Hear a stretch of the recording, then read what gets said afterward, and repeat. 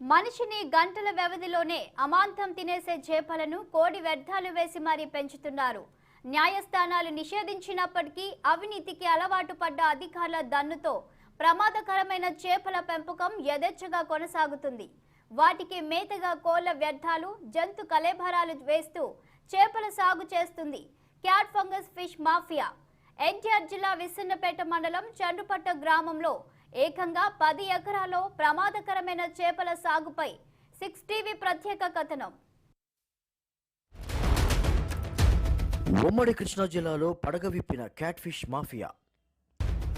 ప్రమాదంలో ప్రజల ప్రాణాలు, కాలుష్య కోరల్లో చిక్కుకున్న పరిసర గ్రామాలు. నిషేధిత క్యాట్ ఫిష్ పెంపకంపై సొమ్ము చేసుకుంటున్న అక్రమార్కులు.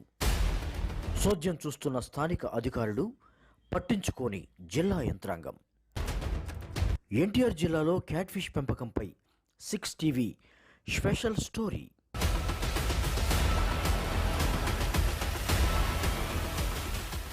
ఇప్పుడు చెప్పబోయే చేపలు మనిషిని గంటల వ్యవధిలోనే అమాంతం తినేసే చేపలు.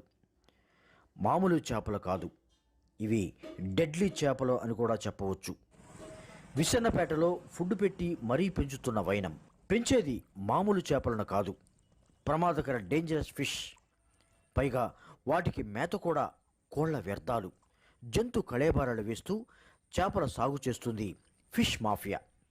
ఎన్టీఆర్ జిల్లా విస్సన్నపేట మండలంలోని చండ్రుపట్ల గ్రామంలో ఈ తతంగం నడుస్తోంది.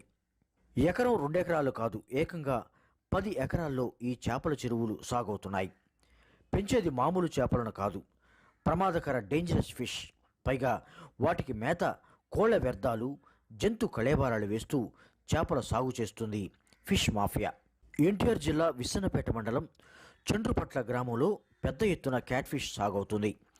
నిషేధిత చేపల సాగుతో విస్సన్నపేట చండ్రుపట్ల గ్రామంలో భయోందోళనలు నెలకొన్నాయి. భూగర్భ జలాలు కలుషితమైపోవడంతో పాటు గ్రామం మొత్తం కంపు కొడుతోంది. ఎట్లా ఇవి పెంచేది? కోళ్ళు ఎప్పుడన్నా వేస్తుంటారు. 2 ఏళ్లుగా బహిరంగంగా ఫంగస్ చేపల పెంపకం సాగవుతున్నా పట్టించుకోవడం లేదు అధికారులు. తెలిసి తెలియనట్లు వ్యవహరిస్తున్నారు. విస్సన్నపేట, ఏకొండూరు, తిరువూరు మండలాల నుంచి కోళ్ల వ్యర్థాలను, జంతు కళేబరాలను లారీలకు లారీలు, బొలేరోల వాహనాల ద్వారా తరలిస్తూ వాటికి అందిస్తున్నారు. నిషేధిత చేపలను సాగు చేస్తున్నారని రెవెన్యూ, పోలీస్ శాఖలకు తెలిసి అటువైపు చూసి చూడనట్లు వ్యవహరిస్తున్నారు. ఇది కుళ్ళిన మాంసాన్ని తిని పెరిగే చేప క్యాట్ ఫిష్. ఈ క్యాట్ ఫిష్ను సుప్రీంకోర్టు ఎప్పుడో నిషేధించింది. కానీ గతంలో చాటుమాటుగా ఈ క్యాట్ ఫిష్ పెంపకాలు జరిగేవి. ఇప్పుడు కొందరు అక్రమార్కులు దర్జాగా చేపల చెరువుల పేరుతో వీటిని పెంచుతున్నారు. 1 కిలోమీటర్ వరకు కిలోమీటర్ మనుషులు కూడా ఉండే పడలేదు.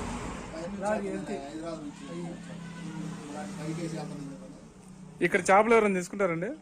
అసలు ఆ చేపలు ఇక్కడ అమ్మరు, అసలు అమ్మరు, బయటికి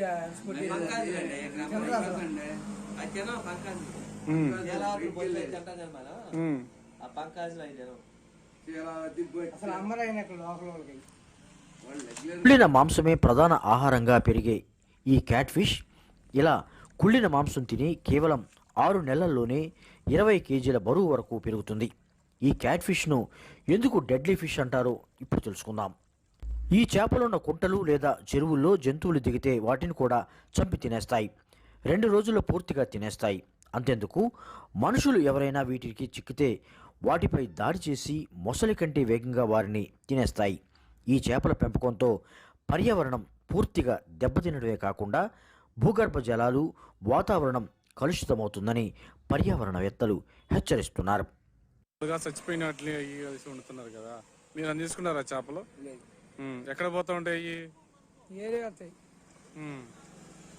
ఎక్కడికి? వెళ్తాయి. ఏ ఊరు అయింది ఈ చేపల చెరువు?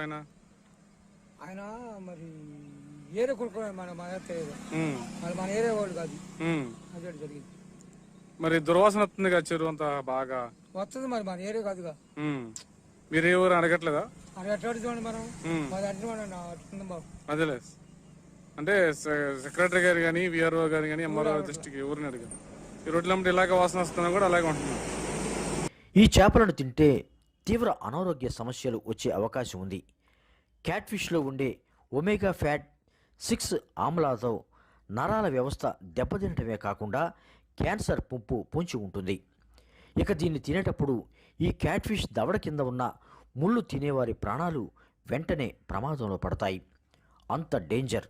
డెడ్ ఫిష్ మన ఎన్టీఆర్ కృష్ణా జిల్లాలో పెంచుతున్నారంటే వీటిని పెంచి మన స్థానిక మార్కెట్లో అమ్ముతుంటారు.